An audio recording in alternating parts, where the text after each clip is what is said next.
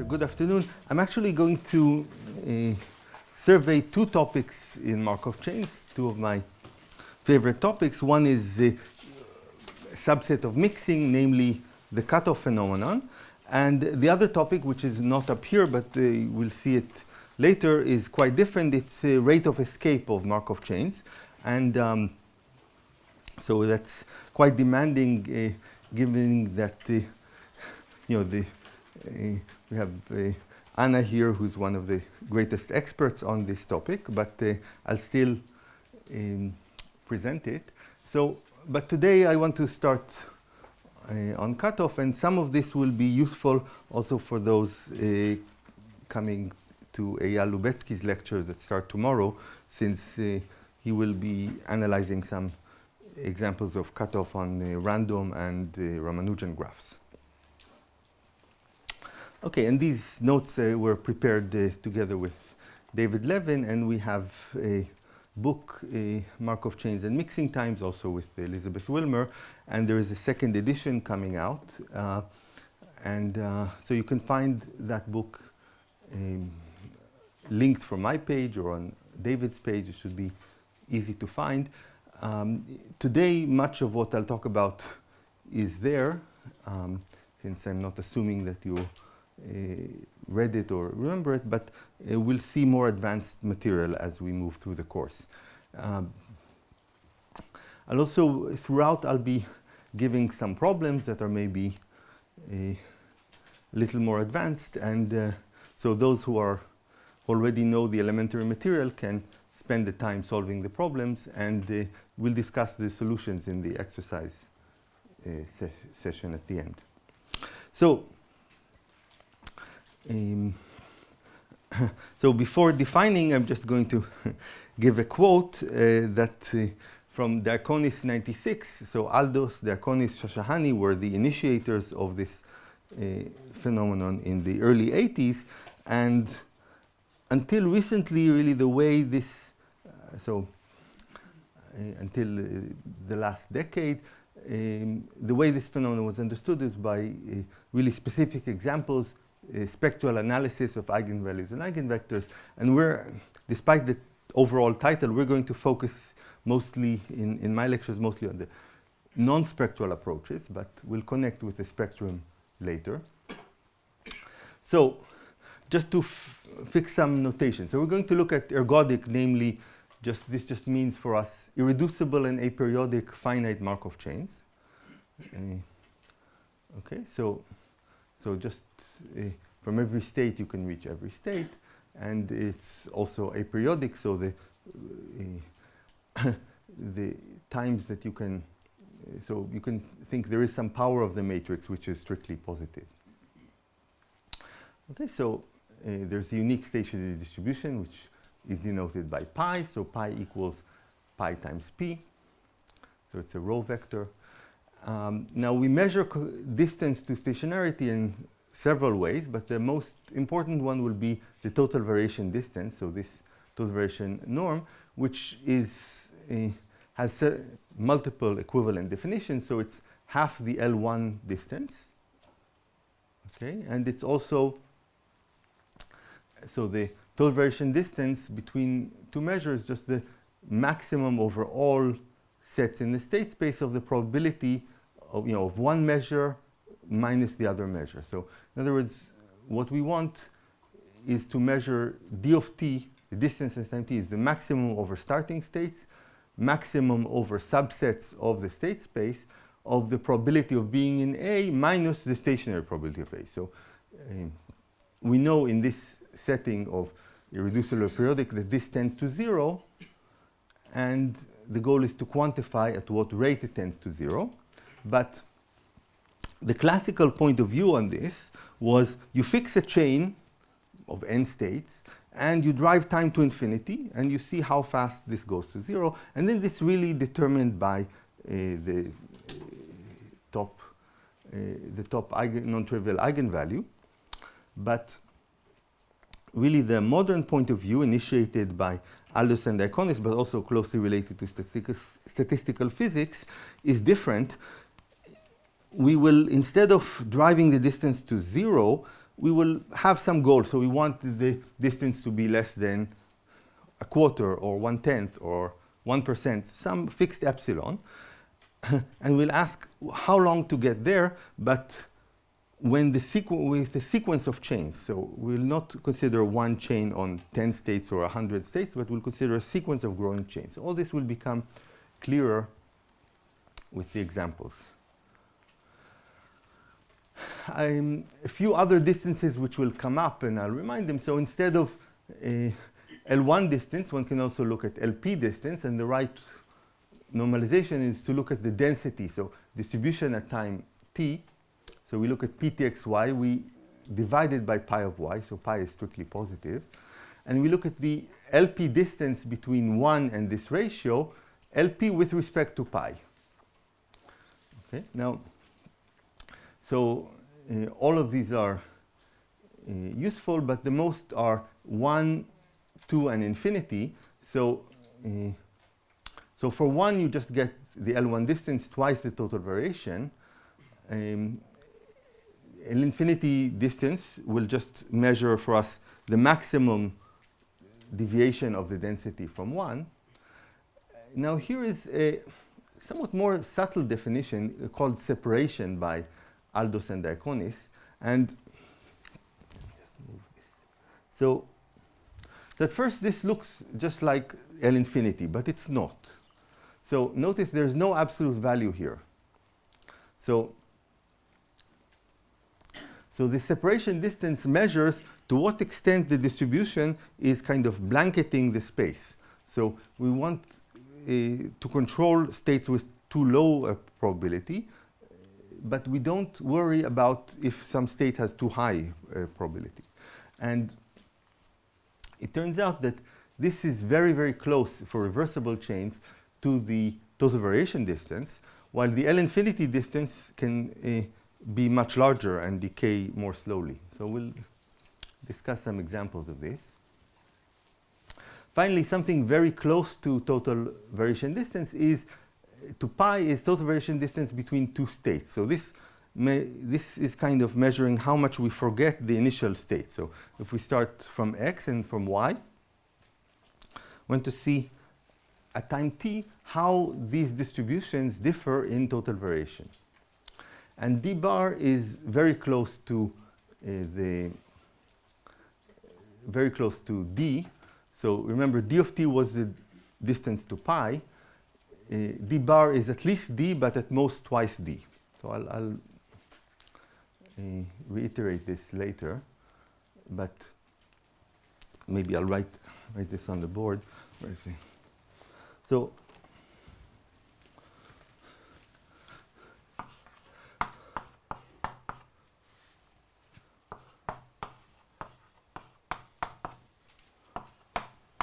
both of these follow from triangle inequality. So this one is because, if I measure the distance from ptx to pty, I can just go through pi and use triangle inequality.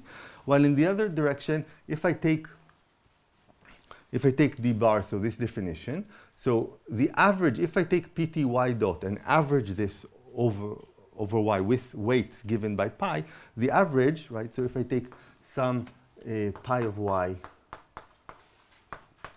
pt of y dot, if I average these measures, right, so each of these is a probability distribution starting at y. I average them with weights pi of y. What measure do I get? Pi, right? So just stationarity tells us that. So just from convexity of the norm, or again triangle inequality, you see that d bar will be at least d. But d bar has some, so though d is usually what we care about, d bar has some nicer properties. In particular, it's submultiplicative. So this is an easy exercise. Let me say one interpretation of, so what is d bar of t? So d bar of t is the probability of failing to match the two chains under the best coupling. So if you So you look at the chain started from x, starting from y. You have two measures, ptx dot and pty dot, and you look at the coupling of them. So some joint distribution that projects to both of these measures. And you want to couple as well as possible, meaning that the measure of the diagonal will be as large as possible. And the probability of that coupling failing, that is the measure of the complement of the diagonal, will be d bar.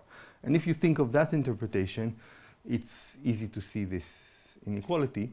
So maybe for those who are not familiar, this is the first exercise you can do. And all these initial exercises you can also look up in the Markov chain book. OK, now separation distance, again, it's a kind of pointwise distance, but just from below. And so it's very easy to see that d of t is bounded above by the separation distance, again, just by averaging.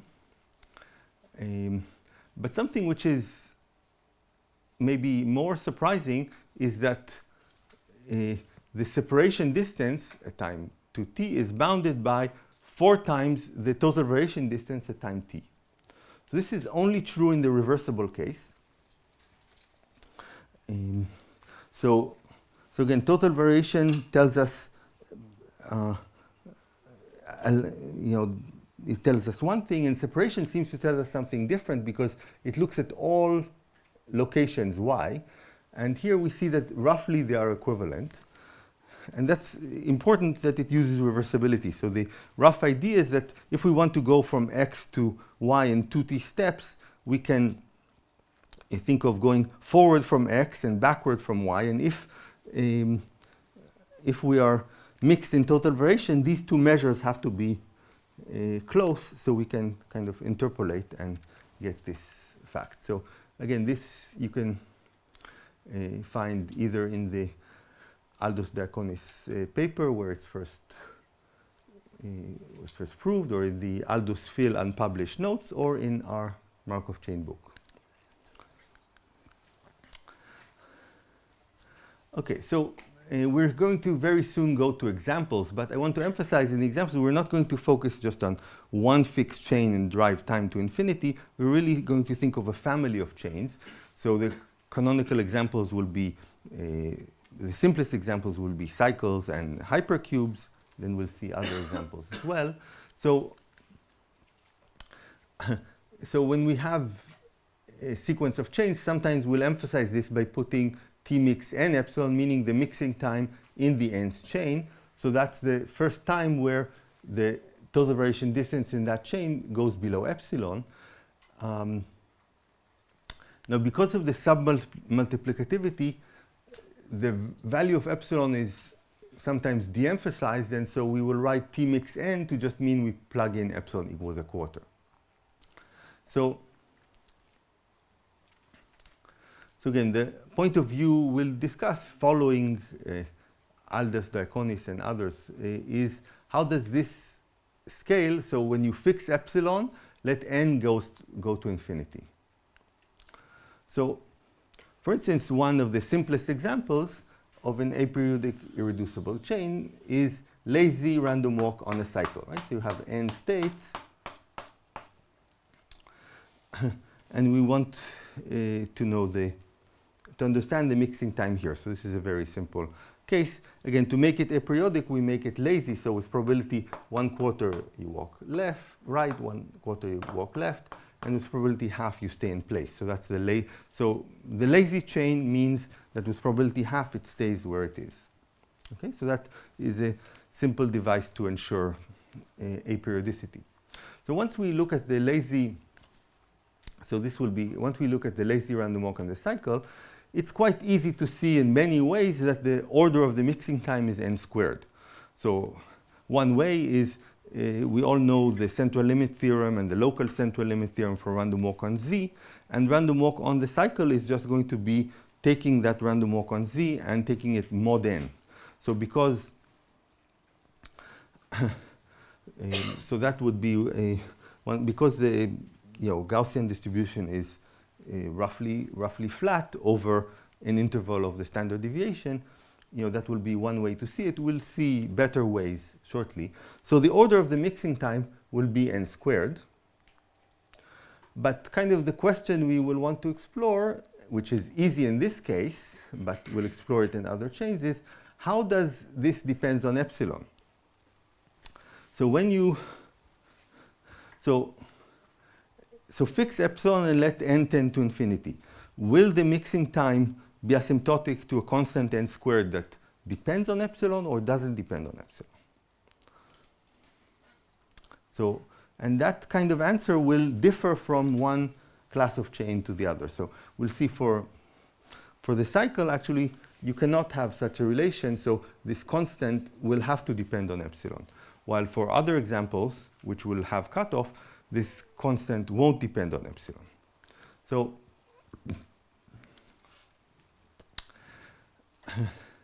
so one key tool used in this business is coupling. So again, giving starting states x and y will, again, this is a little dry with definitions. It will come to life when we go to the examples. So we'll have xt, yt will be a joint Markov chain, so a Markov chain evolving in the product space, so that when we project on the first coordinate, it will have this transition matrix at P, but started at X. The second coordinate will have the same transition matrix, but started at Y. But these two coordinates are not independent, so they could have arbitrary dependence between them. And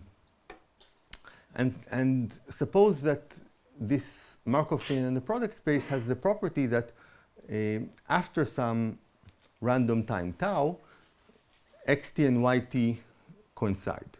So usually this tau will be a stopping time, but sometimes in enlarged filtrations or enlarged probability space. But suppose that the chain is arranged so that xt equals yt after some random time. Then we can bound the total variation distance at time t very simply by the probability that tau is still bigger than t, because on the event that tau is less than t, then the xt and yt agree. That's what that's how tau is defined. So it's a very elementary calculation written here, just using the definition of L1 norm, that this total variation distance is bounded by the probability that tau, this meeting time, exceeds t. And so d of t, which is our goal, the total variation distance to stationarity, is bounded by d bar of t, which is the maximum over xy of this quantity. So that's, so as I said, that's bounded by 2 d of t. But this inequality means that we can bound d of t using the tails of this meeting time if we can get these tails analyzed uniformly in the starting point x and y. So finally, let's see an example where this works. The most basic example in mixing, which is the lazy random walk on the hypercube. So, okay, so we have, so this is, the hypercube is just 0, 1 to the n, right? So every, so this would be, the two-dimensional one. So every vertex has n neighbors, correspond to flipping one of the n bits. But we're going to make it lazy, so one move of the chain corresponds to picking a coordinate uniformly at random, and not necessarily flipping it, but just randomizing that coordinate. So replacing that coordinate, the bit in that coordinate, by a uniform random bit. So this suggests a very natural coupling. If we start at two states x and y, how are we going to couple the chain starting from x and y? We just choose a coordinate, and we are supposed to, in x and y, randomize that coordinate. Well, let's do it together. So we chose the coordinate. We chose this one. And now we replace whatever is sitting here in x and y by a new random bit and the same bit in x and in y. Okay, any questions? So this kind of coupling relates our problem to the classical coupon collector problem, because each time we're picking a coordinate at random, and by the time we picked all the coordinates, which corresponds to collecting all the coupons, the two chains have coalesced, they've reached the same state, and they will stay in the same state from there on. So we have a natural random time tau here, which is the coupon collector time, the time where we have picked all the coordinates. At that time, the two chains must have met.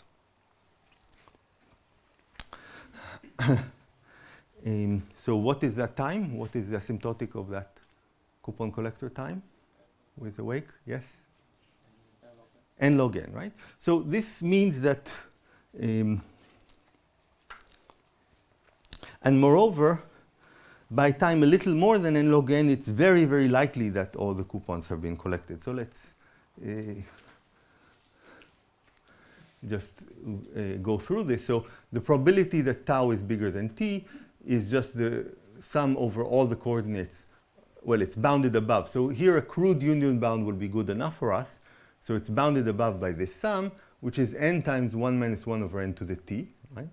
And so if you take t, which is n log n plus cn, already this crude bound suffices to tell you that d of t is bounded by e to the minus c, right? If you just plug in this value of t. So think of n log n plus cn, where c is a large constant. Then at that time, the total variation distance is very small. And you see that the epsilon here comes in the kind of correction term, not in the first term. So this suggests that maybe the mixing time is n log n, because this looks like the best possible coupling. But it's not. So the mixing time is actually asymptotic to n log n over 2. So that's kind of the first surprise in this business. However, we'll see later, this coupling is significant. It gives, if you want to look at the separation time, the time where the separation distance goes below epsilon, then there is, then you'll get the n log n coming in here, rather than n log n over 2. So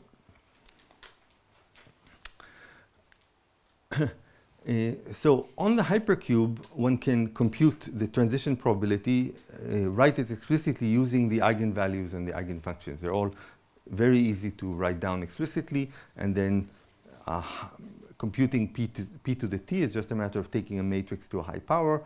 If we know the eigenvalues and eigenvectors, we can do that. And this will give sharp estimates in this case.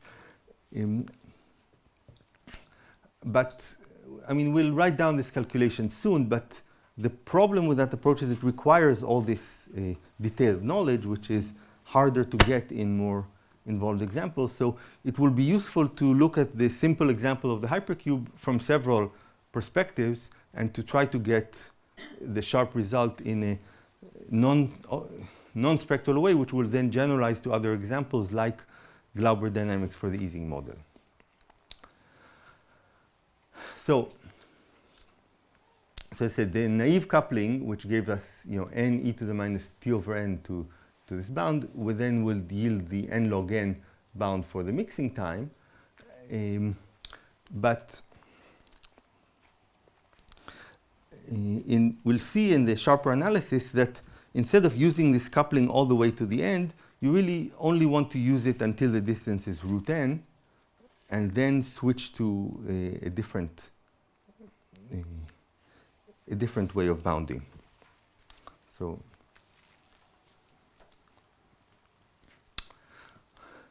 okay, so let me already illustrate how we improve this n log n bound.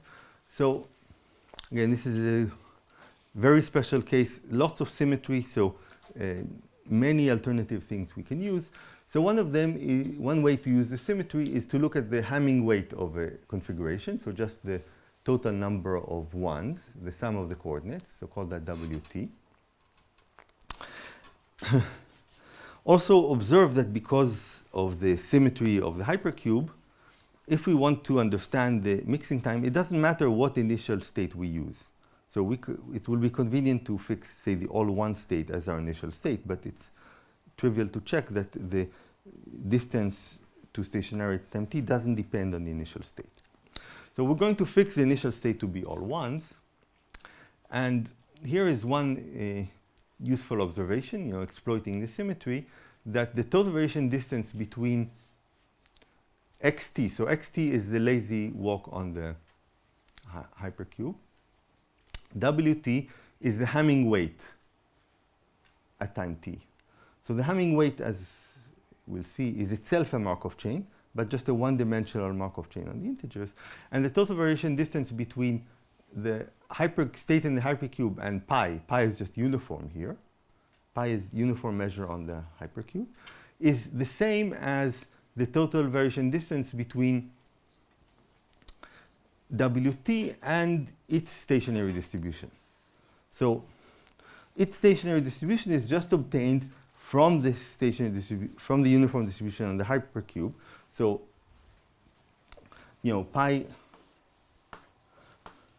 pi w of k is just the number of configurations that have k1s, multiplied by the weight of each such configuration. Okay, now why is this equality true?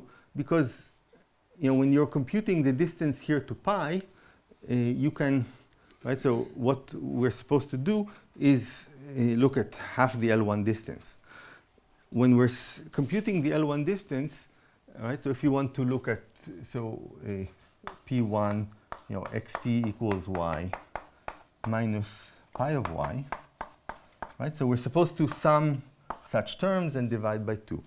But observe that, of course, pi of y is just uniform. It doesn't depend on y.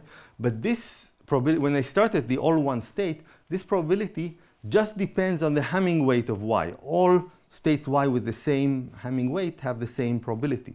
So because of that, when I sum this over all y, I can just sum it level by level. So I can just, and if you look at the total contribution from vertices y with weight k, and you sum over that, you'll just get the difference between probability that wt equals k and pi w of k. So, but this simplifies the problem, reduces it to understanding this one-dimensional chain. Now, the coupling, when we looked at the hypercube, the coupling we were using, which is also called the greedy coupling, looks like the best you can do. But once you make this observation that you reduce to the birth and death chain, so this chain wt either stays in place with probability half, or goes down with probability which is wt over 2n, right? Because if you have k1s, then the probability of going down, you have to be non-lazy, so that's a half. And then it's k over n to reduce one of the ones. And it goes up with probability n minus wt over 2n.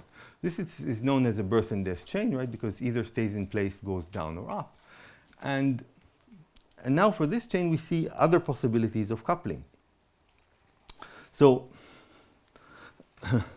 this chain is just a projection of the hypercube chain. And because in the hypercube, we saw that we had the bound d of t, right, was bounded by n e to the minus t over n. So if we take t, which is half n log n, I'm going to omit writing integer parts. So t should be an integer, but I won't. You can add the integer parts yourself. So if t is this time, then we're going to get so when we plug in the half n log n, so I want to use, okay, I don't want to use the bound for d of t. I really want to use a bound for the expected, so the expected Hamming weight. So let me see if I have that down. Okay, so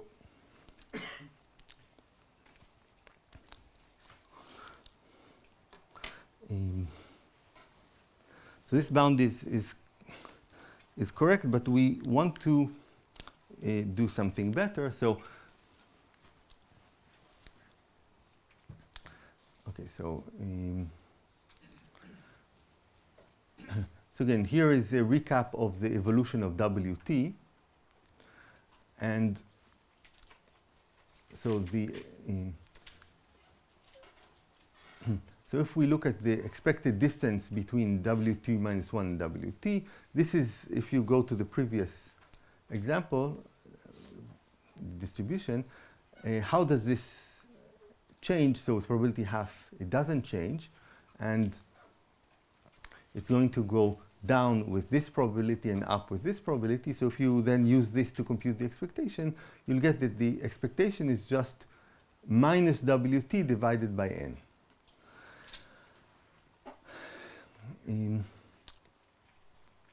And this rate of decay actually corresponds to the coupling we discussed before, but it's just elementary from the previous equation. So again, this will give something a little better than this total variation distance, so that the expectation of WT is bounded by n e to the minus t over n, because W0 was n. So, but now we have something else we can use. So if we're just using this inequality and we want to get this to be below 1, we would still have to wait for n log n. But instead, we're going to just wait till this goes to root n. So that will be in half n log n. So in half n log n steps, this distance will be root n. So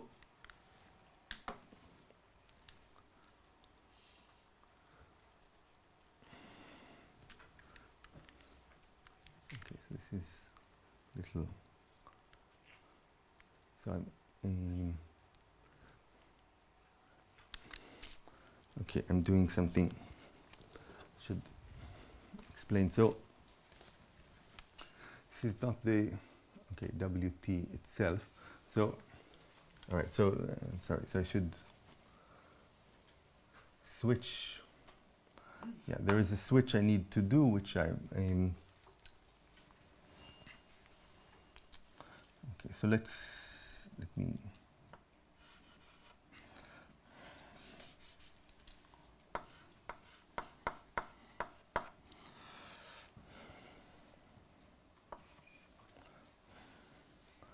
So.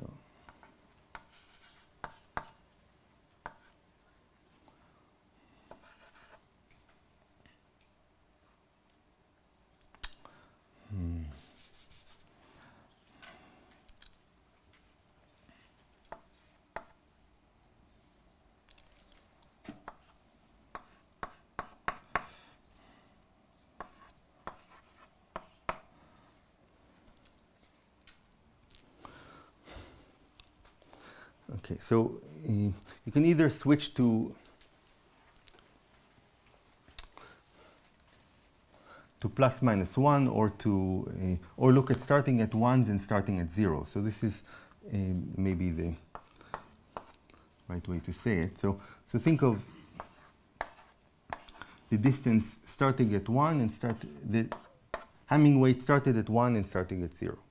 So using the coupling we discussed before, by time half n log n,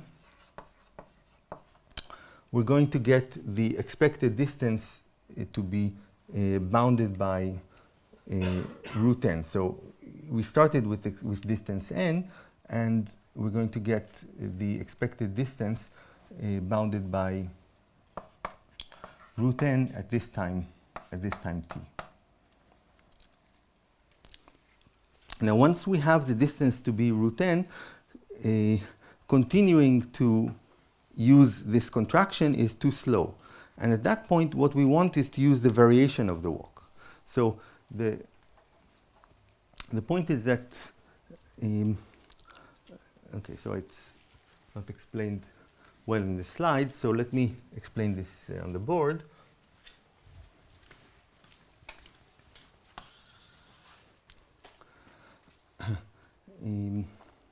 So once we have, so let's write these two variables, maybe WT started at 1 and WT started at 0. Once we know their distance is root n, is at most root n, let's look at a different coupling which is not implied directly in the hypercube, just in this birth and death chain. And in this coupling, we're going to first toss a fair coin to decide which of these two is going to move. Okay, and then the one that moves will move with the correct probability. So if we so this will move either up or down, and this one will stay in place. So again, we toss a fair coin. One of them stays in place. The other one moves.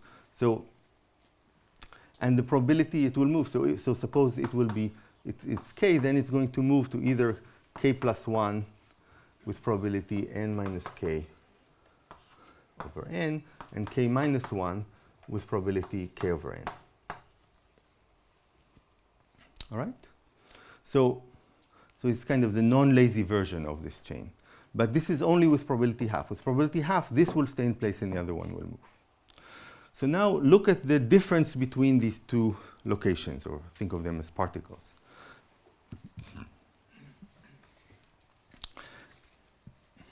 And what you can check is that this difference is going to be dominated by a simple random walk. So, and hence the time until these two coalesce will be dominated by the time that the random walk that starts at root n reaches 0. And so if you have a simple random walk on all of z, you start at root n. Of course, the expected time to reach 0 is infinite. By time n, the probability is very large that you will reach 0. So again, the key thing here is that the drift, so if WT1 is larger than WT0, then its drift to the left is stronger than the drift to the left from WT0. So the difference between them actually has a negative drift. So it's going to be, so formally the difference between them is a super martingale. And so the time until they couple is going to be order n. And so we can get a coupling of the birth and death chains at time half n log n plus order n.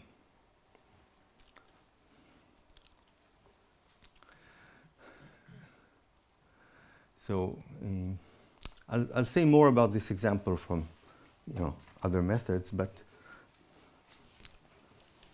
any questions about? Yeah, sorry. Yes.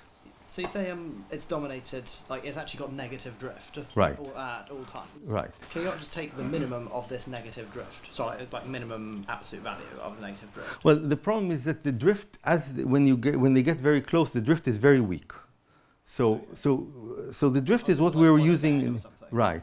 So then the drift, you really get very little from this drift. And the idea is to use actually the diffusive nature to say that, so even if you had, so we basically are replacing this drift by zero drift, and just saying that two particles, because the variance is positive each time they have a chance to move, then two particles that start at distance root n are going to coalesce by, so in this coupling the difference is actually just like one process, which is a super martingale with a non-trivial variance. So just from the reflection principle you can easily check that. I mean, so if the minimum absolute value of the drift, well, the absolute value of the drift is very, very small. So if they're adjacent, it's 1 over n. So that is too weak.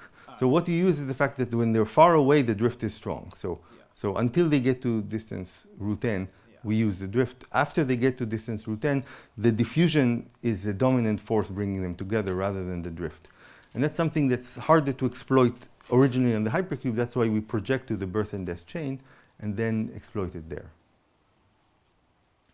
Any other question?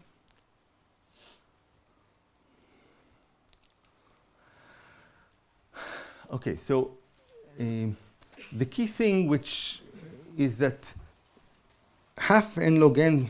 So what one finds if you do this argument with more care is that the T mix of epsilon is going to be bounded above, and there'll also be some bound like that from below by n log n over 2 plus a constant that depends on epsilon times n.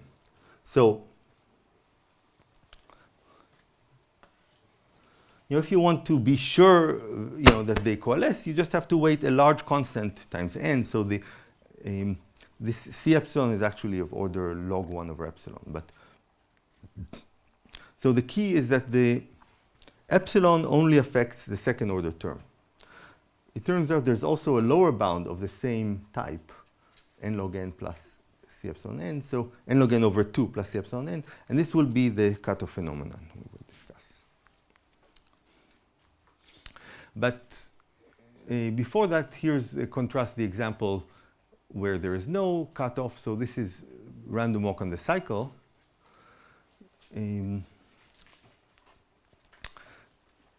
So for a lazy random walk on the cycle, I said that you can get from the central limit theorem mixing time of n squared, but you can also easily get it using coupling.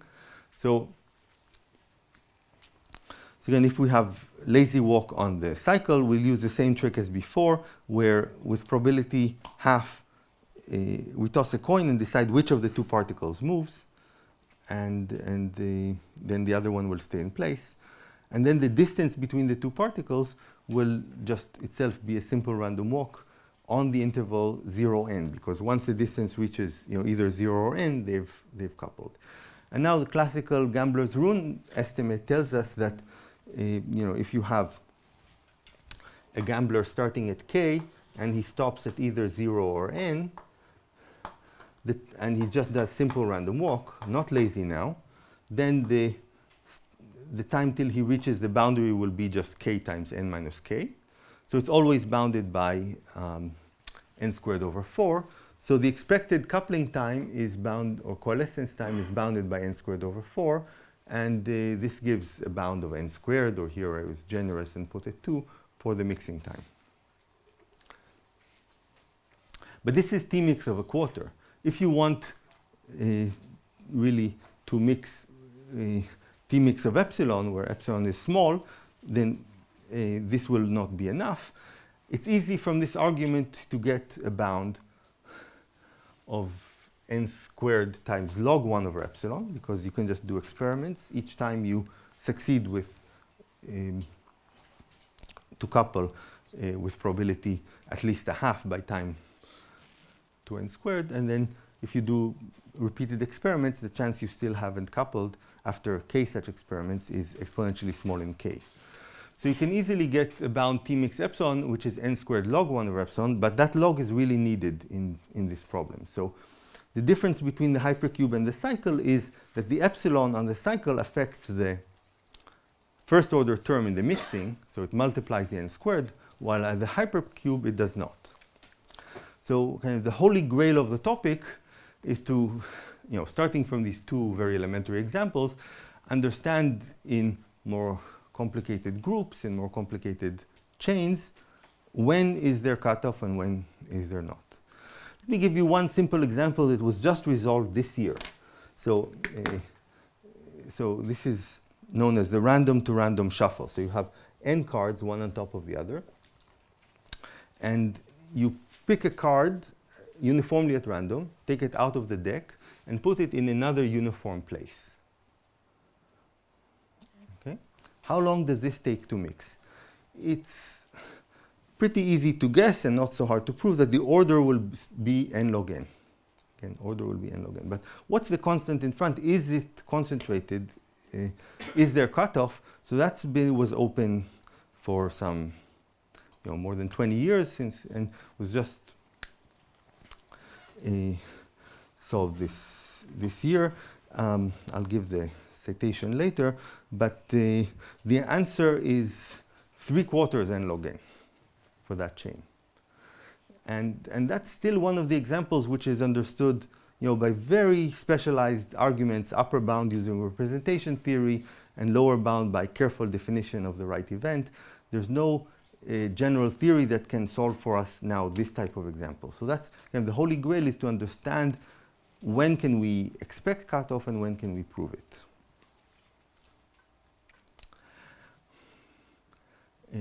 So just for the cycle, here's just the elementary argument why the mixing time indeed is of order n squared and not less. Because if time is less than n squared over 32, then the chance, starting at 0, the chance you will reach as far as n over 4 is too small by Chebyshev. So, so the mixing time is at least n squared over 32. So this type of argument won't identify the right constant, but it will give you the order. So here is one tool to lower bound total variation. So this is not a sharp estimate. This is just the estimate you get from Chebyshev. So if you have two distributions, so for us one will be the stationary and the other will be the distribution at time t.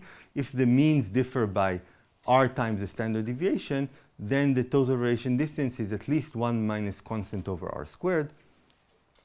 And the way you check that is you just define, remember the definition of total variation, one definition, so mu minus nu, the total variation distance. Where is the eraser? Here. Ah. Okay. You say what? This one is better?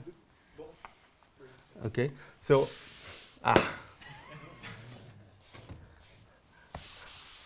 Choice. Yeah, this is a little better. So remember that the total variation is the maximum over sets of mu a minus nu a. That's one of the two definitions.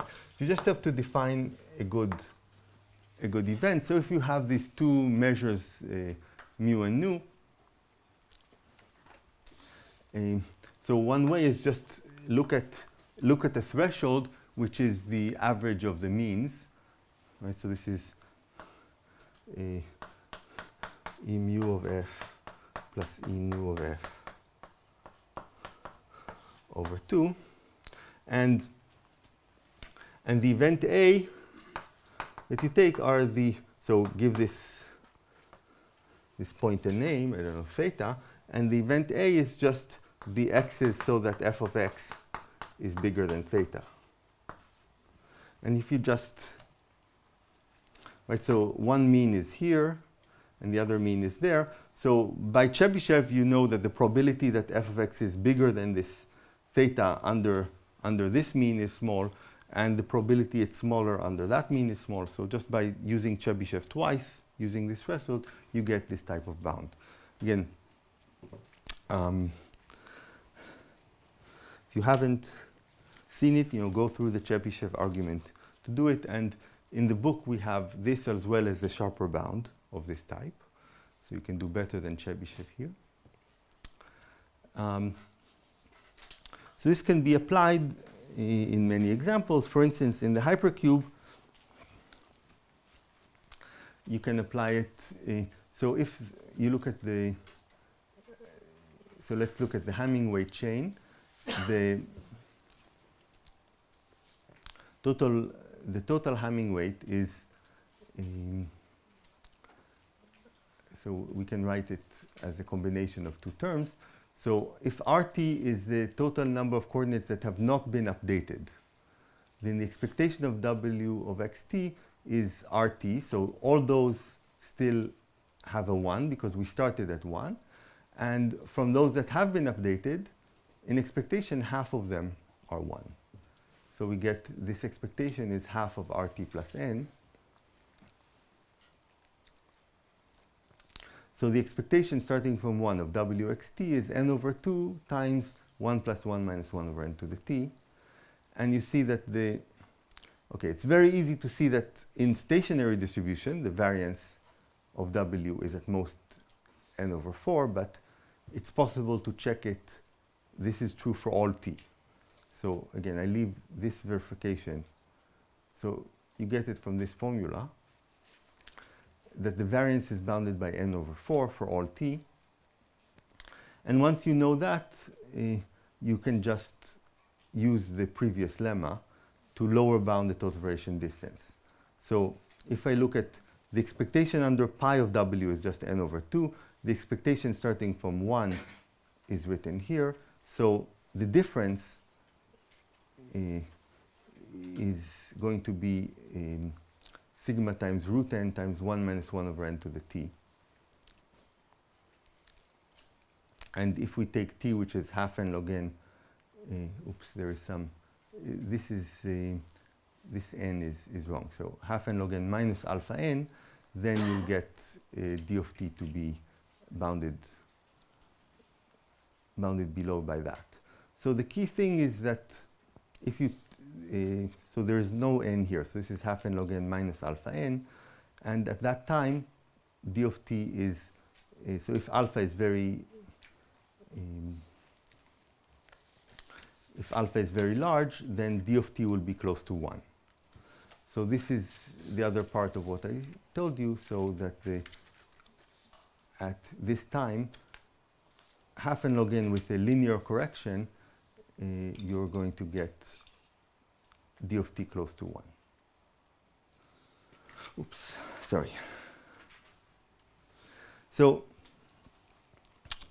for the hypercube, L2 and L1, so the total variation mixing and L2 mixing, both occur at the same time, half n log n, with corrections of order n. So, so the L2 calculation we'll see shortly. So there is a window of order n. So this is an example of the cutoff phenomena, which I will define next. Now, one thing to notice is that in this chain, we said the mixing time is order n log n. The relaxation time, which is defined as the inverse of the spectral gap. So we'll use this more, but let me write this.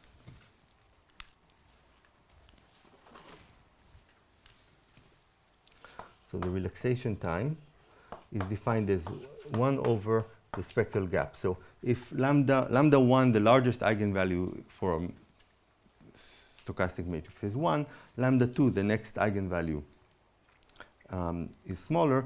Actually, I'm going to use not lambda 2, but the largest eigenvalue in absolute value. So maximum over lambda different from 1, it's value of lambda. So sometimes this one can be negative, the largest absolute value.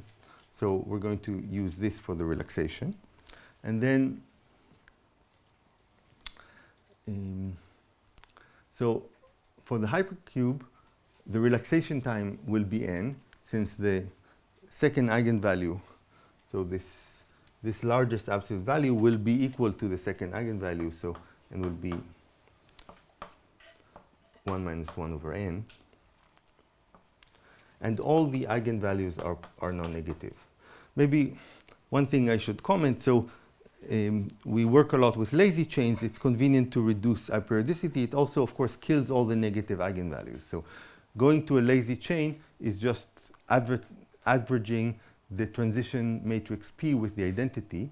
So since the stochastic matrix has eigenvalues in -1, 1, when stochastic reversible matrix, so self-adjoint, so eigenvalues are real and they're in -1, 1. If you average with the identity, the eigenvalues go to 0, 1. So you don't have to worry about negative eigenvalues. So I'm pointing out this because this will be part of a general phenomenon.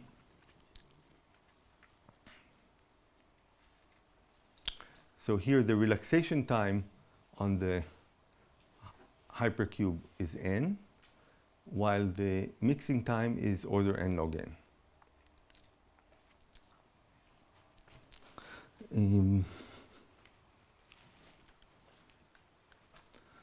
Okay, so here is a general definition of cutoff that I've alluded to before, but here is one formal definition. So we have so this d is really dn. So we look at the total variation distance in the nth chain, and maybe there is a picture here. Yeah, so this picture is maybe a good one to look at. So what we want, and I'll come back to the definition, what we want is that the total variation distance will descend very rapidly from near 1 to near 0.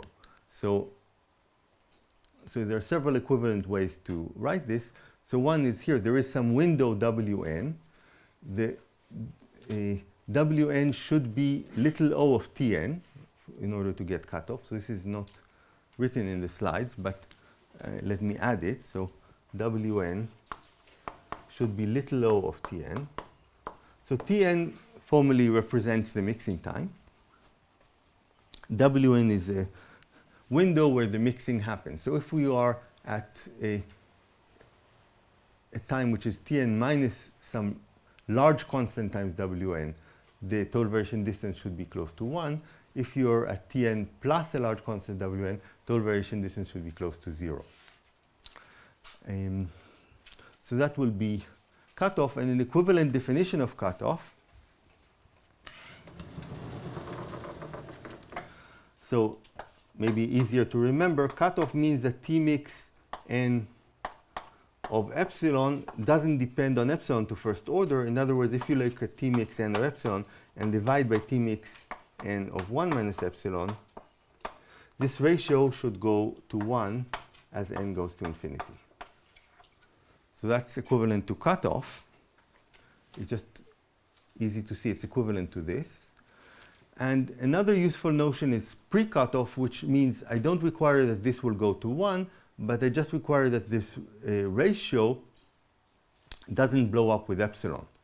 So formally, for any epsilon, once you fix epsilon and you take a lim sup in n, this lim sup should be bounded in a way which is independent of epsilon. So there are few examples that have pre-cutoff but don't have cutoff. Often what happens is there's a chain. It probably has cutoff, or a sequence of chains. It probably has cutoff, but we can't prove it. So the substitute is, well, we prove pre-cutoff. In fact, for many chains where we conjecture cutoff holds, we know pre-cutoff, but just can't refine it. Okay, so again, here is another way to think of cutoff. So dn, so if you look at the mixing time of the nth chain and multiply by a constant, the limit should be 1 if this constant is less than 1, and 0 if this constant is bigger than 1, the limit in n.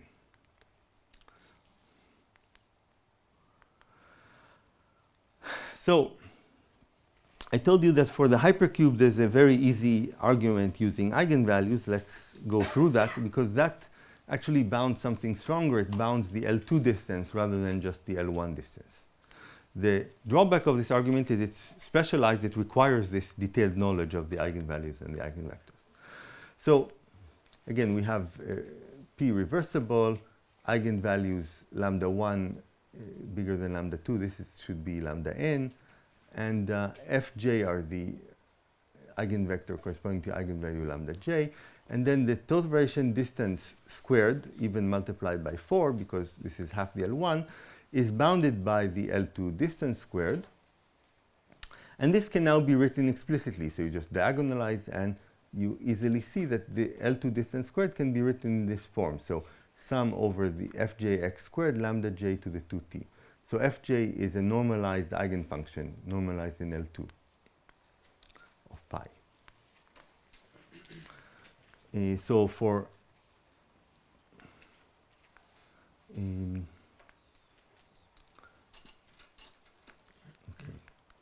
so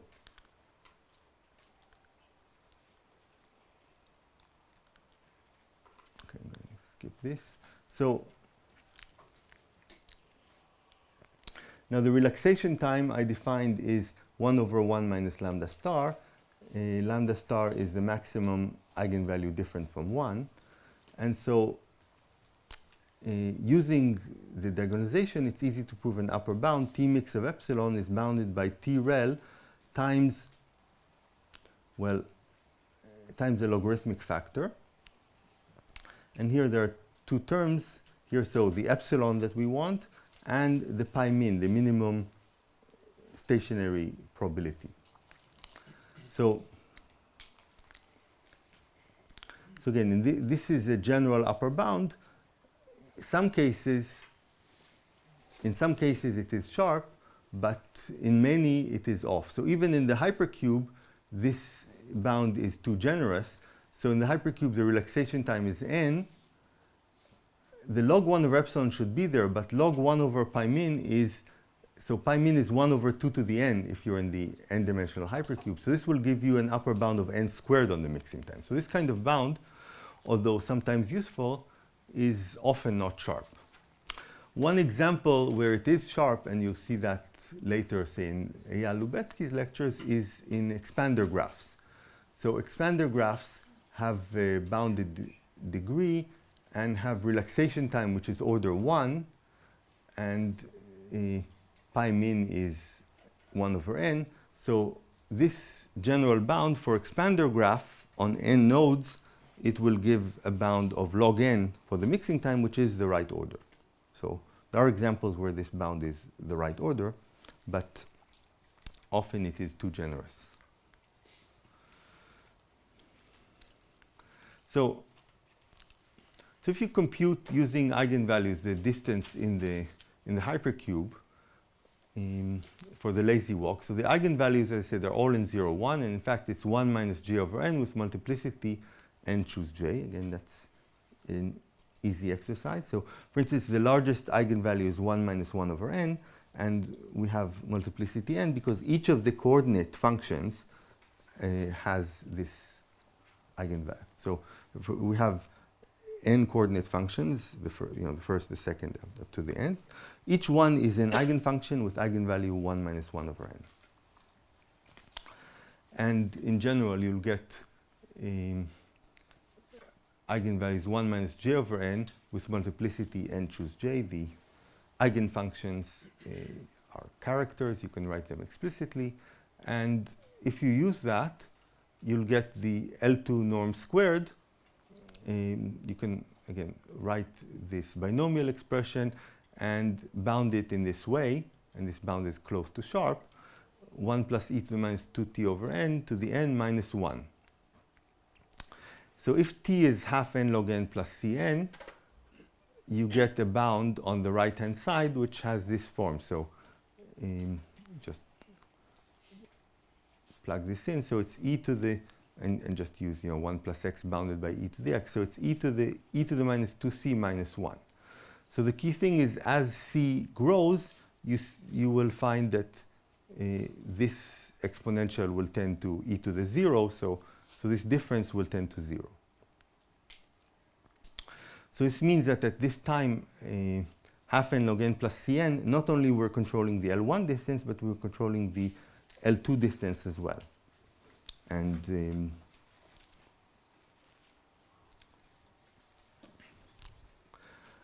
any questions?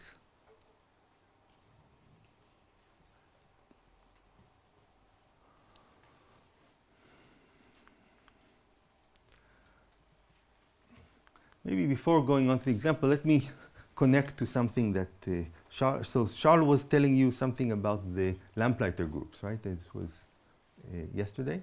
So that's a good example, interesting example where L1 and L2 are different.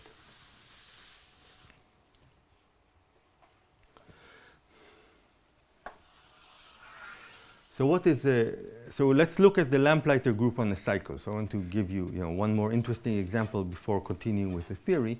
So what is an element of this group? I won't draw the whole group. I'm just drawing an element of this group. So, and this is the Lamplighter group on a cycle. So, so we have a cycle of n nodes, and an element consists of a bit for each node, which you can think of the lamp being on or off, and also a marker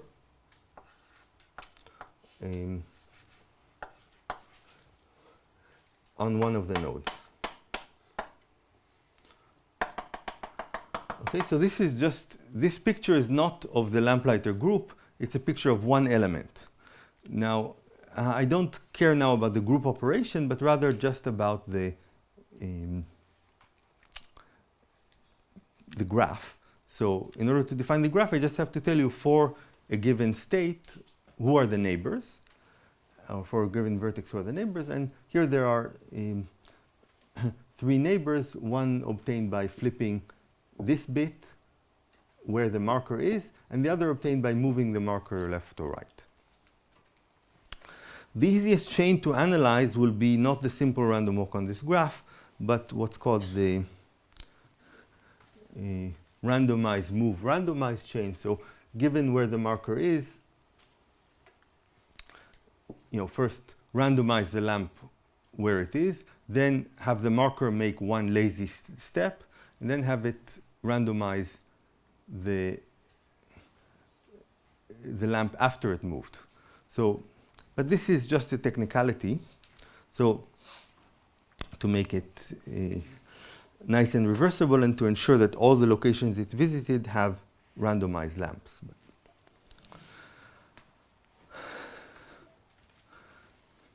So what is the mixing time in this example? So again, it's pretty easy to see that the mixing time in total variation is going to be order n squared. Because by time n squared, this marker will have moved around the cycle. If I wait 100 n squared with high probability, it moved around the cycle, and it has time to randomize all the lamps. So I'm not after the constants now, so I'm not. So this example doesn't have cutoff, but I want to understand just orders of magnitude. So in this example, the mixing time is going to be order n squared. But now suppose we want to understand the mixing time in L2. Okay, so this, I claim, will have a higher order. And to see that, just consider the event that the marker stays in one half of the cycle, say in this half. That event is very reasonable if I just wait for a time period of n squared. So with constant probability, the marker will stay in this half cycle. Let's assume that the initial state was just all zero state.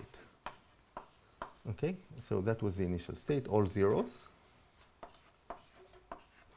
And the marker here, and it stayed in this half. So what this means is that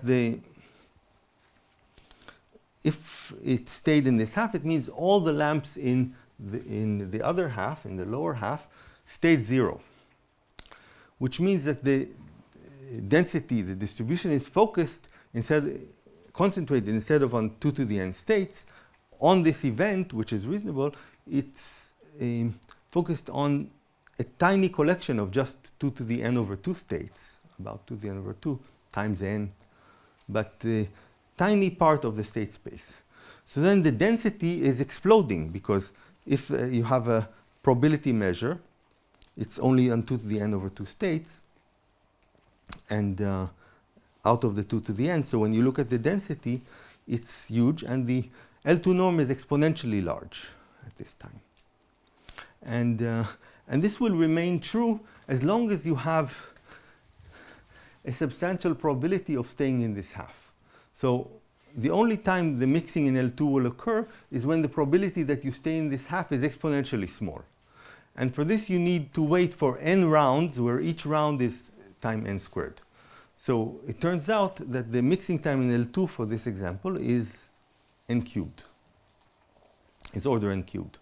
So the ratio between, so the mixing time in L1 is order n squared, the mixing time in L2 is order n cubed, which is the maximum possible ratio between them, because it's log of the size of the state space. So now in the hypercube, that doesn't happen, and we get mixing in L1 and L2 to happen not just in the same order, but really at the same time, so with the same constant. All right, so I want to mention the spectrally necessary condition for cutoff, which is that the mixing time and the relaxation time. So here I took relaxation time -1 just because of some trivial two-state chains. But in all examples of interest, the relaxation time is going to infinity. So this -1 doesn't matter. Okay, so here is a necessary condition for cutoff, even for pre-cutoff. The mixing time and the relaxation time should be of different order. So this is already enough to exclude cutoff on the cycle. So if we have on the cycle right, again, the first eigenvalue is 1, the next eigenvalue is 1 minus constant over n squared. And so the relaxation time on the cycle is n squared, and so is the mixing time. They're of the same order, and hence there is no cutoff. So in general, so why is this true? Basically, it's true because of this inequality. The mixing time, T mix of epsilon, is always at least, so I gave you an upper bound before, which was the relaxation time times the log 1 over epsilon phi min. But there's also a lower bound, which is the relaxation time multiplied by log 1 over 2 epsilon. So again, you can find that in my Markov chain book. But the idea behind this inequality is to use the second eigenfunction. So if I weight, so let me explain the intuition here. Take the stationary distribution and perturb it by the second eigenfunction. Okay, so you move it by some constant times the second eigenfunction. This perturbation, if you weight the relaxation time, it brings down this perturbation by a factor of e. So the perturbation doesn't disappear. So you won't mix until really this perturbation becomes less than epsilon. So since the perturbation only is squeezed by a factor e in every round of the relaxation time, you will need log 1 over epsilon rounds until this perturbation becomes negligible. So that's the idea behind this lower bound on the mixing time, which again you can find, the simple argument I said written out in the book. And then if you look at this ratio, T mix epsilon over T mix, so T mix is just T mix of a quarter, you'll get a bound of at least log 1 over 2 epsilon, under the assumption that the mixing and relaxation time are of the same order. So, but this kind of inequality tells you that you don't have cutoff, you even don't have pre-cutoff, because this ratio is bounded below by some quantity that blows up as epsilon goes to 0.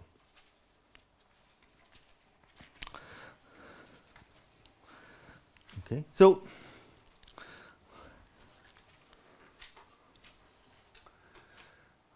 one kind of again for the cycle, I said both mixing and relaxation time are order n squared, and there is no cutoff. For the hypercube, the ratio is order log n, goes to infinity, and there is cutoff. So if you look at many examples, this suggests the conjecture that this ratio going to infinity is the condition for cutoff. We know it's essentially necessary, okay, with this minus 1. It's usually sufficient, but there's a warning with this usually. So there are various weird counterexamples. So one thing we are still missing is an exact condition that will inform us of cutoff without calculating exact constants. So to find where the cutoff is, you have to do precise calculations. But the hope is that we will find qualitative properties of a chain that will tell us when there is cutoff and when there's not. And philosophically, I think by now we understand that, just the theorems are somewhat behind. So I'll give more examples, but I'll say a word about the philosophy that cutoff occurs when your state space has a lot of independent or weakly dependent variables, and mixing means that most of these have to mix separately. While if your state space is low dimensional or tightly correlated, then you don't expect cutoff. So again, in the cycle, I said there's no cutoff. If you have any torus of bounded dimension, right? So you take, so instead of the cycle, so we looked at the cycle Zn, C mod n, but you could look at Zn to the d for a fixed dimension and do a simple lazy random walk there. And for any fixed d, this will not have cutoff. However, you could say let n tend to infinity and also let the dimension tend to infinity. And it turned out that if the dimension tends to infinity with n, no matter how slowly, then this implies cutoff. So somehow cutoff captures a high-dimensional behavior of your chain. From the spectral point of view, cutoff represents that that mixing isn't the work just of one eigenfunction, but somehow there has to be a cooperation of many important eigenfunctions. Okay, so one signature of cutoff is high multiplicity of the highest eigenvalue, but that's not necessary for cutoff because you might have many eigenvectors corresponding to close by eigenvalues. So exactly quantifying the condition is still a challenge. So here is a nice example by Aldos showing that just having mixing and relaxation time of different order is not enough to give cutoff. So this will be a reversible chain. So there's a path here of length 5n where the walk is,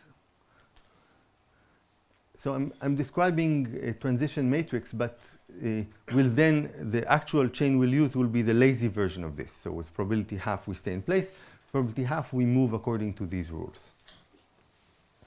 So there is a tail here of length 5n where we move with probability 1/3 left, 2/3 right. So this has a strong drift to the right. Then here the path breaks in two pieces.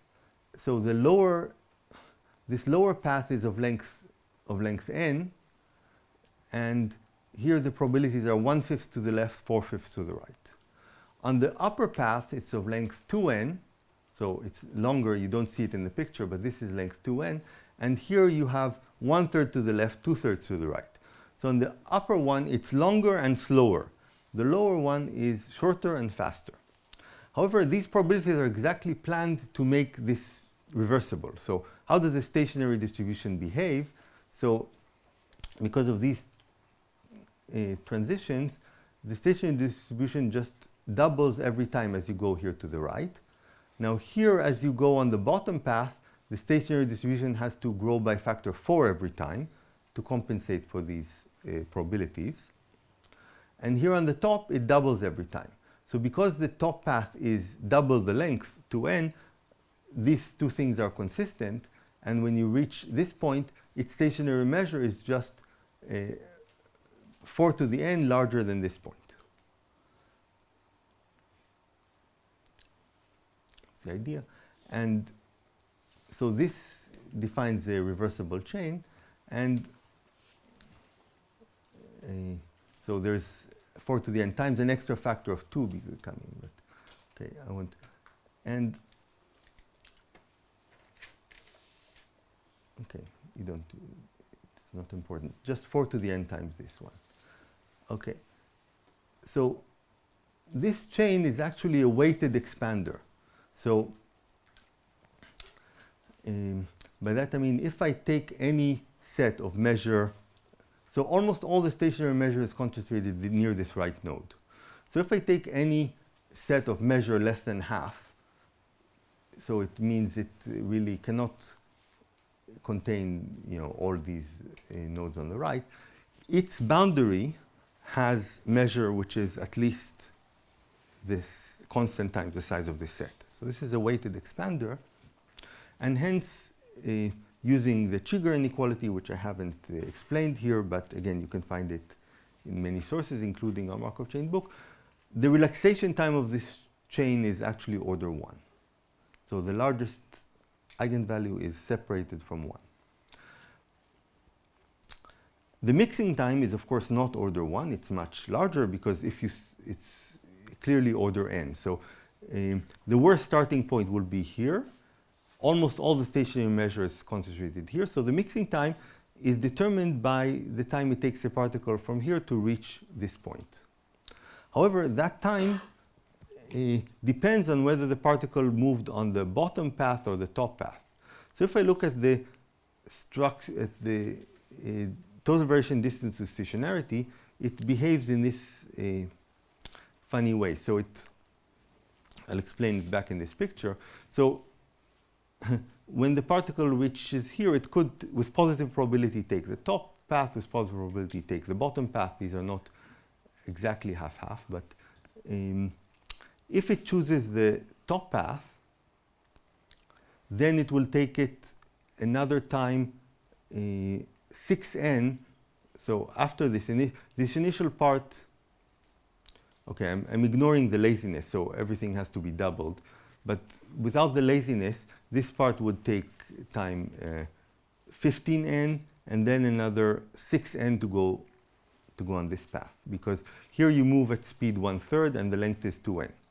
On the other hand, here on the bottom, it's shorter, and you move faster. So this part will only take 5/3 n, ignoring the laziness. The laziness will double all the times.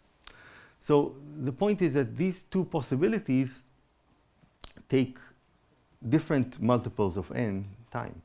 So this means if I look at the total variation distance to stationarity, it will start near 1, and at the time which is, well, twice times 15n plus 5/3 n, it will drop. And then, but it will drop not near 0. It will drop to a constant which corresponds to the probability the particle is taking the slow road. And then finally, when the time of the slow road arrives, which is 15n plus 6n times 2, then the total variation distance will go down to near 0. So in this example, there is no cutoff. So this is what it looks. Again, everything has to be doubled to account for the laziness.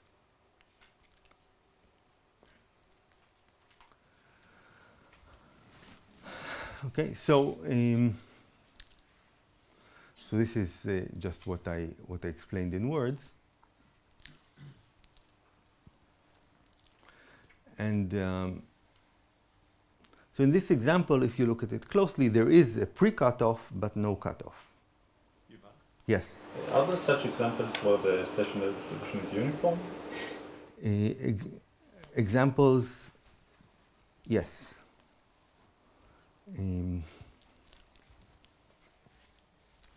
Okay.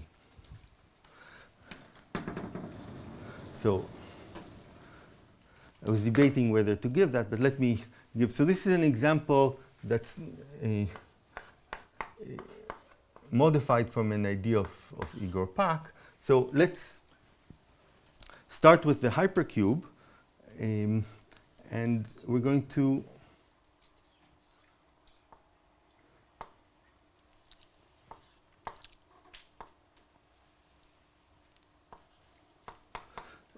okay, so I'll just write it in words. With probability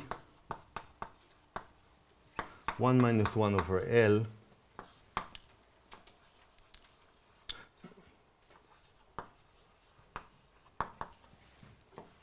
take this move in the lazy hypercube.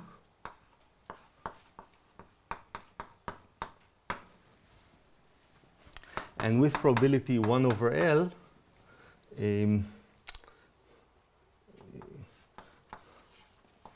pass to the uniform distribution.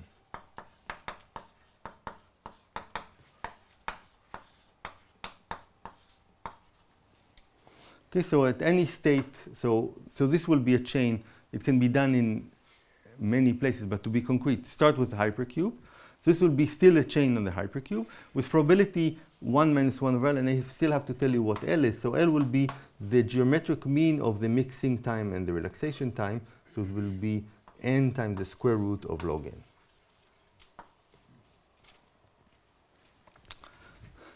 Okay, so the state space is the hypercube. With probability 1 over L, you just go from where you are to a uniformly chosen configuration. With probability 1 minus 1 over L, you just take one lazy move in the hypercube, okay, which we know how to do. Choose a uniform coordinate and randomize it. Okay. Now, what is the relaxation time in this chain? So it's easy to see that the relaxation time is still like it was.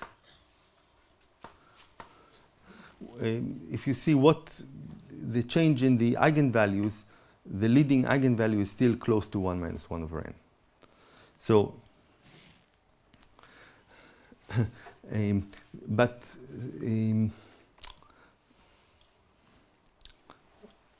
the mixing time is now gone down from n log n to n root log n. Because the main thing that will govern the mixing, we won't wait for mixing in the hypercube, just by time n root log n, which is before that, we're just going to make one of these uniformizing moves. And that will be the mixing time.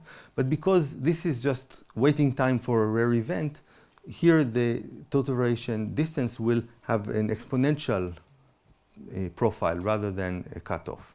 So the mixing time is order L, but the T mix of epsilon will be L times L log 1 over epsilon.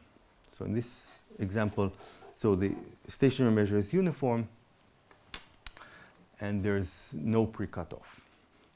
Even though the relaxation time, so in the mixing time is order L,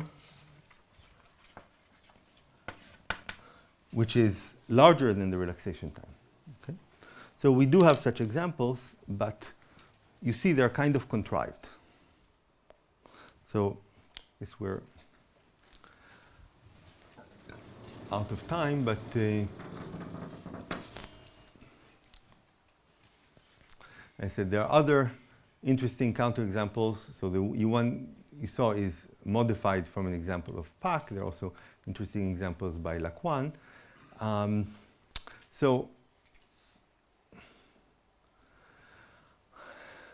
Okay, so maybe let me end with one example you can think about. Take a binary tree of depth k and n vertices, so n is about 2 to the k, and try to figure out if in this example there is cutoff or not.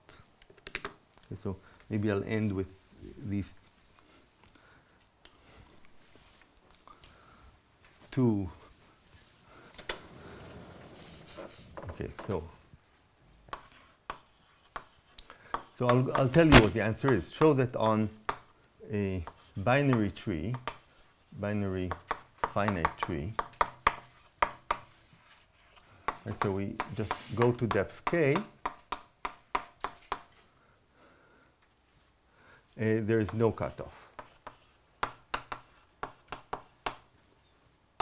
So one way to do it is check the relaxation time and the mixing time and show they're the same order. In fact, they're order n, which where n is the number of nodes. But, okay, so this is 1. 2, which I'll star, is find a sequence of trees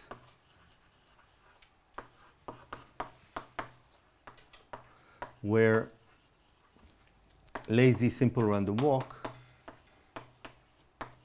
has cutoff.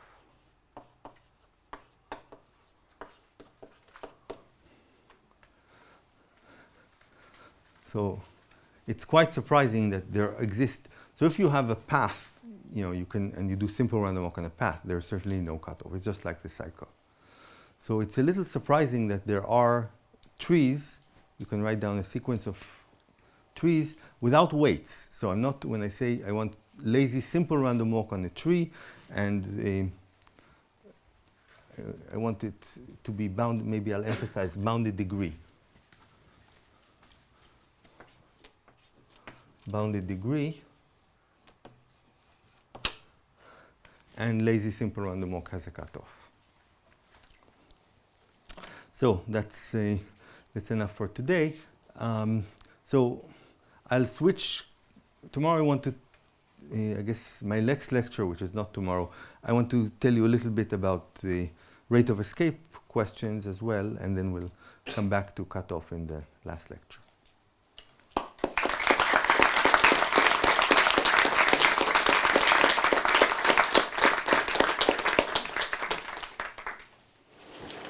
Thanks a lot for the beautiful lecture. Are there questions, remarks?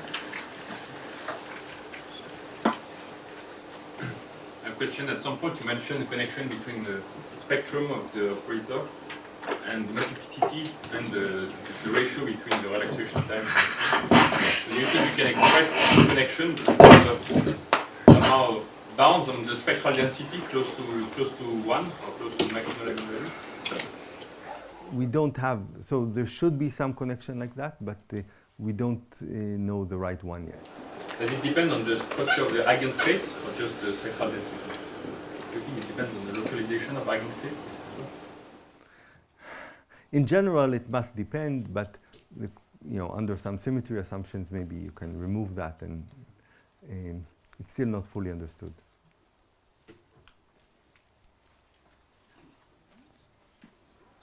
Okay. So we've got a coffee break of 30 minutes, and we reconvene at 4 o'clock. Thanks again.